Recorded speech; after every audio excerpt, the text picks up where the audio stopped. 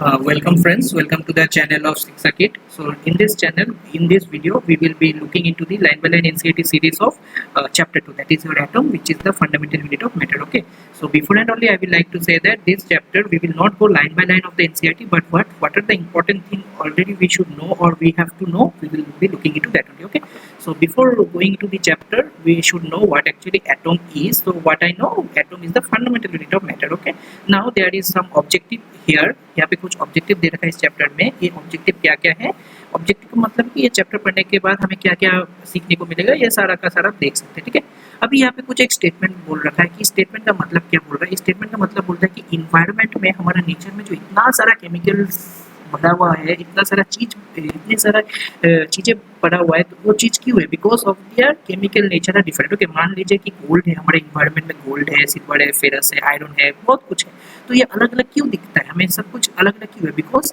उसका इंटरनल का जो स्ट्रक्चर है, उसके इंटरनल में जो स्ट्रक्चर है, वो इंटरनल स्ट्रक्चर डिफरेंट है, उसका केमिकल बिहेवियर डिफरेंट है, इसलिए हमारे नेचर में इतना सारा ब्यूटीफुल डिफरेंट चीजें हमें मिलता है। ठीक, तो ये इतना इम्पोर्टेंट है नहीं, तो इसमें ज़्यादा टाइम हम लोग वेस्ट नहीं करते। ठीक है, तो चलिए ओके, फर्स्ट पैराग्राफ हम लोग देखते हैं। इस फर्स्ट पैराग्राफ में क्या बोला है कि एटॉम के बारे में ना 400 बीसी से ही पता था। ठीक है, एटॉम के बारे में ना 400 बीसी से ही पता था। 400 बीसी मतलब बिफोर क्राइस्ट, मतलब क्राइस्ट के जन्म से 400 साल पहले। ओके, इस पता था existence of atom is proposed since the time of early Indian and Greek philosopher. मतलब जब इंडियन फिलोसोफर, ग्रीक फिलोसोफर था, मतलब पुराने जमाने में ऋषि मुनिया हुआ करता था, तभी से एटम के बारे में थोड़ा सा आभास हो गया था, तभी से एटम के बारे में थोड़ा थोड़ा सबको पता था, मतलब 400 बीसी में। ठीक है, इंडियन फिलोसोफर अगर बोलेंगे तो बोल सकते कि महर्षि कन्नट था, जिसने एटम के बारे में बोला था, और उन्होंने एटम को क्या बोला था, अणु बोल के बोला था। ठीक है, अणु, इस अणु बोल के ऐसा कुछ वर्ड बोला था। ठीक है,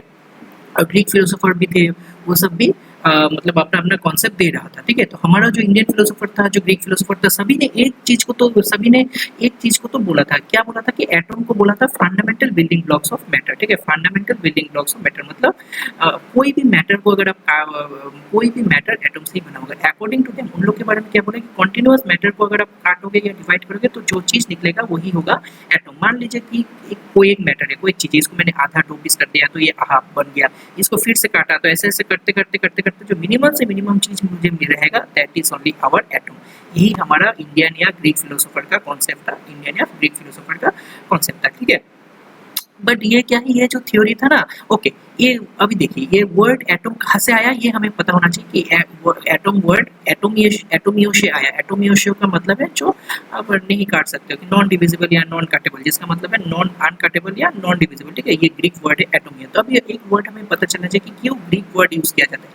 ग्रीक वर्ड इसीलिए यूज किया जाता है because this is a death language. अभी जो लैंग्वेज ऑलरेडी डेथ है, इसके बारे में कोई प्रॉब्लम नहीं रहेगा, कोई झगड़ा नहीं होगा कि नहीं ये वर्ड गलत है वगैरह वगैरह, तो इसलिए ग्रीक वर्ड या लैटिन वर्ड हम साइंस में यूज करते हैं। ठीक है, तो ऐसे ये कॉन्सेप्ट ऐसे ही रहा बहुत टाइम तक, मतलब अर्ली 19th सेंचुरी तक ऐसे ही रहा, कोई प्रॉब्लम नहीं। लेकिन बाद में जब 19th सेंचुरी में बहुत सारा साइंटिस्ट ने अपना अपना काम करना स्टार्ट किया, तो तब जाके कुछ कुछ हो रहा है। ठीक है, देखिए क्या होता है। ठीक है, इसके बाद नेक्स्ट पैराग्राफ एनसीईआरटी में क्या बोला है, अबाउट डाल्टन का थ्योरी के बारे में बोला है। ठीक है, इन द देखिए 1808 में सर जॉन डाल्टन नाम का एक साइंटिस्ट था।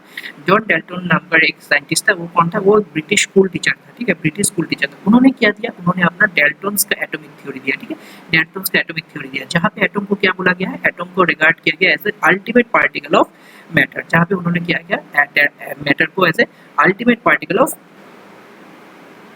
ओके, यहाँ पे उन्होंने क्या किया, डाल्टन सर ने क्या बोला, डाल्टन सर ने एटम को as a ultimate particle of matter बोला गया। मतलब कोई भी मैटर है, जिस मैटर को काटते काटते जो मिनिमम चीज मिलेगा, अल्टीमेट चीज हमें एटम ही मिलेगा। वही डाल्टन का भी वही थ्योरी है। डाल्टन ने भी सेम बात बोला कि एटम को और डिवाइड नहीं कर सकते, फर्दर डिविजिबल एटम नहीं है। ठीक है, तो डाल्टन का थ्योरी क्यों करेक्ट हुआ या क्यों परफेक्ट हुआ, बिकॉज उसने उसका theory law of conservation of mass को सही से एक्सप्लेन कर पाया, लॉ ऑफ कांस्टेंट प्रोपोर्शन को सही से एक्सप्लेन कर पाया, लॉ ऑफ मल्टीपल प्रोपोर्शन को सक्सेसफुली एक्सप्लेन कर पाया। ठीक है, ये सारा का सारा लॉ आपने ऑलरेडी चैप्टर 1 में देख लिया है। ठीक है, लेकिन उसका थ्योरी फेल कहाँ हुआ, फेल तब हुआ जब उसने ग्लास रॉड का एक्सपेरिमेंट किया, तब जाके ये फेल हो गया। ग्लास रॉड का एक्सपेरिमेंट क्या बोलता है, ऐसे ग्लास रॉड को लिया, इबोनिट का रॉड या ग्लास रॉड, इसके ऊपर सिल्क फर से कपड़ा से रब किया गया, तब देखा गया कि प्लस चार्ज या फिर माइनस चार्ज डेवलप हो रहा है। ये चार्ज कहाँ से आ रहा है, क्या हो रहा है, इसके बारे में कुछ भी डाल्टन सर ने सही से एक्सप्लेन नहीं कर पाया। ठीक है, इतना ही था। इधर से इतना कुछ नहीं आता है। अगर डेल्टोन का थ्योरी आ सकता है, अगर मान लीजिए एनसीईआरटी में कहीं भी नीट वगैरह में कोई भी क्वेश्चन आ गया कि डेल्टोन थ्योरी किसने दिया था, डेल्टोन ने, और उसका थ्योरी क्या क्या एक्सप्लेन कर पाया वगैरह वगैरह, छोटा मोटा आ सकता है, लेकिन इतना इंपॉर्टेंट नहीं है ये पैराग्राफ, ठीक है। उसके बाद देखिए in this unit we will start explain, ठीक है। तब जाके देखिए जब डेल्टन सर ने ये सारा का सारा थ्योरी दे रखा था, तभी जाके बहुत सारा साइंटिस्ट ने भी अपना अपना काम कर दिया था, because scientific world is very cruel, ठीक है। सबको पता है कि हमें डेल्टन को हराना है, तो वो क्या किया, सारा का सारा साइंटिस्ट लोग अभी काम में लग गया कि कुछ ना कुछ तो डेल्टन का थ्योरी को हराना है। तब जाके डिस्कवरी हुआ इलेक्ट्रॉन, प्रोटॉन और न्यूट्रॉन का, ठीक है।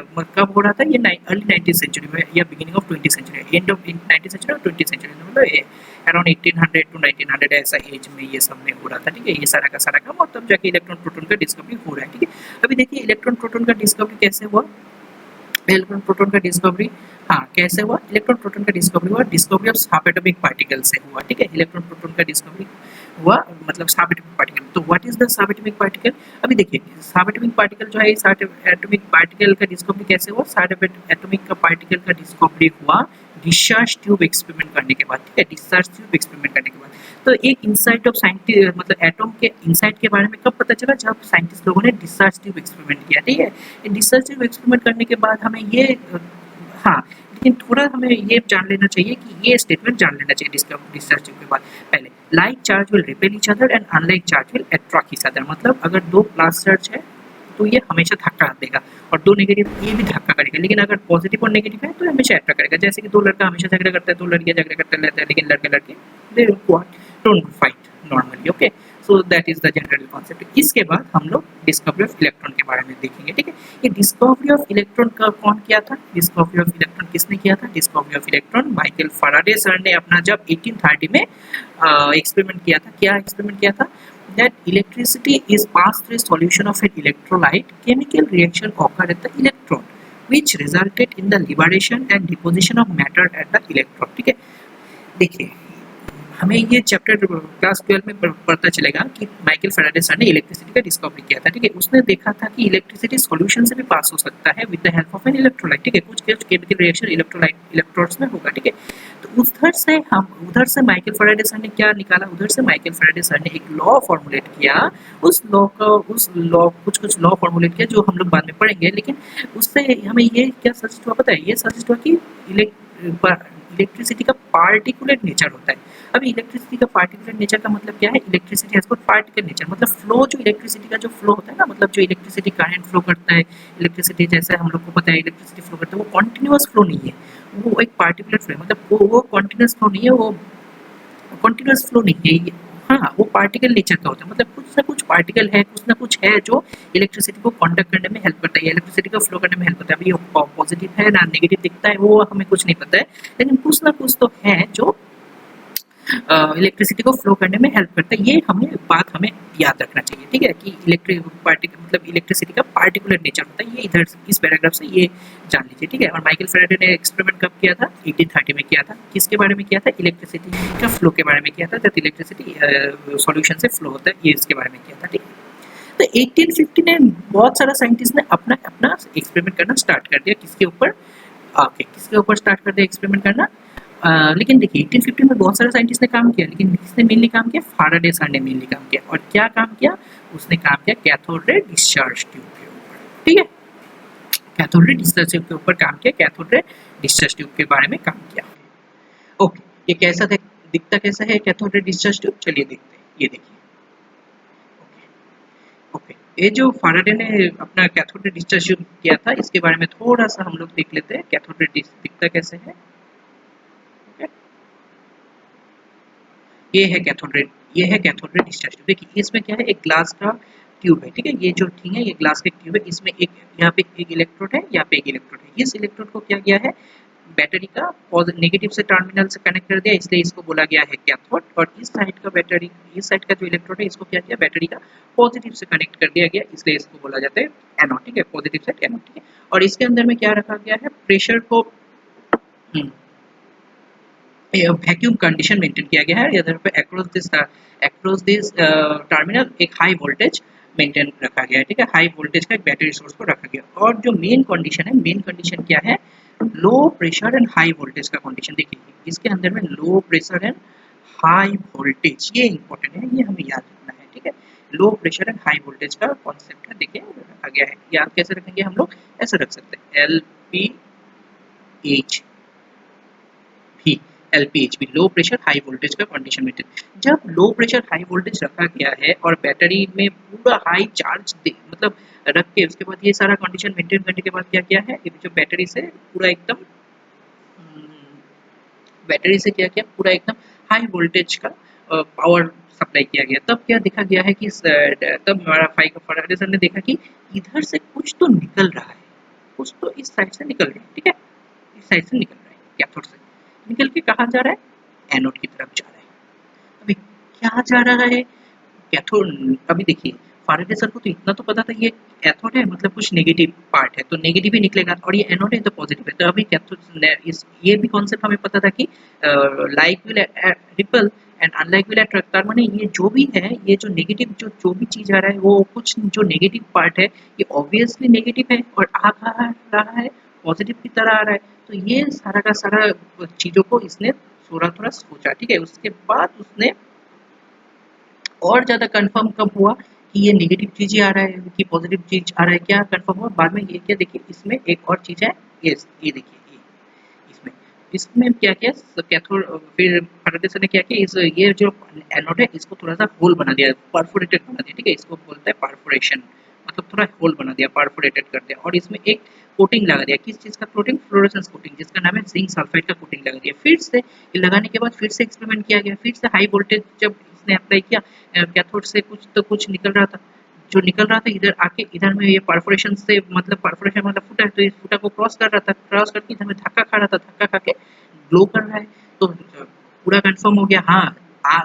देखिए विदाउट आपको विदाउट मतलब नेकेड आई से तो आपको ये इलेक्ट्रॉन आ रहा है नहीं दिखेगा ना, लेकिन इसको दिखने के लिए क्या किया, ये थोड़ा सा फ्लोरोसेंट कोटिंग कर दिया ताकि ये हमें दिखे, क्योंकि जब ये इलेक्ट्रॉन आके ये फ्लोरोसेंट कोटिंग में धक्का खाएगा, धक्का खाने के बाद ये फ्लोरोसेंट कोटिंग मटेरियल पूरा ग्लो करेगा, ग्लो करने के बाद हमें कंफर्म हो जाएगा कि ये यहाँ पे कुछ है, तो यहाँ पे ऑलवेज ग्लो कर दिया। तो यही सेम चीज़ ना हमारा टेलीविजन में भी होता है, टेलीविजन स्क्रीन में भी है कि ये सेम चीज़ जो हमें टीवी देखने में वगैरह वगैरह में हेल्प करता है, ठीक है।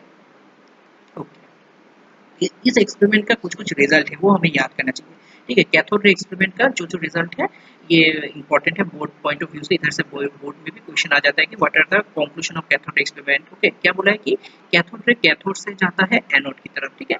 कैथोड रे विजिबल नहीं है हमें, विद द बट कब विजिबल होगा, फ्लोरोसेंस मटेरियल या फ्लोरोसेंस मटेरियल देखने से ही विजिबल होता है, ठीक है, अदरवाइज कैथोड रे हमें विजिबल नहीं है। ओके, इलेक्ट्रिक फील्ड और मैग्नेटिक फील्ड अगर नहीं दिया जाएगा, मतलब ऊपर से कोई तरह का फील्ड अगर नहीं दिया जाए तो ये कैथोड रे स्ट्रेट ही ट्रेवल करेगा, ठीक है। लेकिन अगर इलेक्ट्रिक फील्ड और मैग्नेटिक फील्ड होगा तो थोड़ा सा डिफ्लेक्शन हो सकता है, ठीक है। तो क्या बोला, in the presence of electric और magnetic field the behaviour of cathode ray similar to that expected from negative charge particle suggesting that they are electron. मतलब देखिए अगर इलेक्ट्रिक फील्ड है तो इलेक्ट्रिक फील्ड होने के टाइम तो क्या होगा, वो जो रे आ रहा है कैथोड रे, वो कैथोड रे का प्रॉपर्टी थोड़ा थोड़ा नेगेटिव चार्ज पार्टिकल की तरह बन रहा है, जिसकी का नाम बोला गया है कि दे आर कॉल्ड इलेक्ट्रॉन, ठीक है। अभी characteristic of this electron does not depend upon the material of the electron और नेचर ऑफ द गैस। ये इंपॉर्टेंट है, ये इंपॉर्टेंट है इस कैथोड रे एक्सपेरिमेंट में हमें ये जानना चाहिए, ठीक है। मटेरियल इलेक्ट्रोड का कैसा भी हो, ठीक है, इलेक्ट्रोड का मटेरियल कैसा भी हो, नेचर ऑफ द गैस जो भी हो, लेकिन ये कैथोड रे एक्सपेरिमेंट इन सब से अलग है, इन सब में कोई फर्क नहीं पड़ता, ठीक है। आप इलेक्ट्रोड क्या लो, आप इसके अंदर गैस क्या डालो, इससे कोई फर्क नहीं पड़ता है। कैथोड रे हमेशा ये जो नेगेटिव टर्मिनल से पॉजिटिव टर्मिनल की तरह मूव सीधा ही करेगा, इससे कोई फर्क नहीं पड़ता है। आप क्या इलेक्ट्रोड डालो, मतलब आप गोल्ड का इलेक्ट्रोड डालो या कॉपर का डालो या सिल्वर का डालो, इससे कुछ फर्क नहीं पड़ता है, ठीक है। Thus we can conclude that electron are basic constituent of matter. ये एक्सपेरिमेंट के बाद हमें ये कंक्लूजन मिल गया कि ये जो एटॉम हमने बोला था कि जिसको और नहीं तोड़ा जा सकता है, लेकिन नहीं, इसको तोड़ा जा सकता है और फर्दर तोड़ के क्या करा जा सकता है, एक तोड़ने के बाद इसमें कुछ ना कुछ और भी है, लेकिन बेसिक क्या है, इलेक्ट्रॉन होगा ही होगा, मतलब इलेक्ट्रॉन होना ही पड़ेगा, मतलब कोई भी मैटर के अंदर में इलेक्ट्रॉन तो है ही है। Okay, so thank you. हम लोग नेक्स्ट जो ये पार्ट है charge to mass ratio of the electron, ये नेक्स्ट में थोड़ा देख लेंगे, ठीक है। नेक्स्ट में थोड़ा charge to mass of the electron देख लेंगे और बाकी का डिस्कवरी नेक्स्ट वीडियो में देख लेंगे। Stay tuned to 6 circuit. Thank you.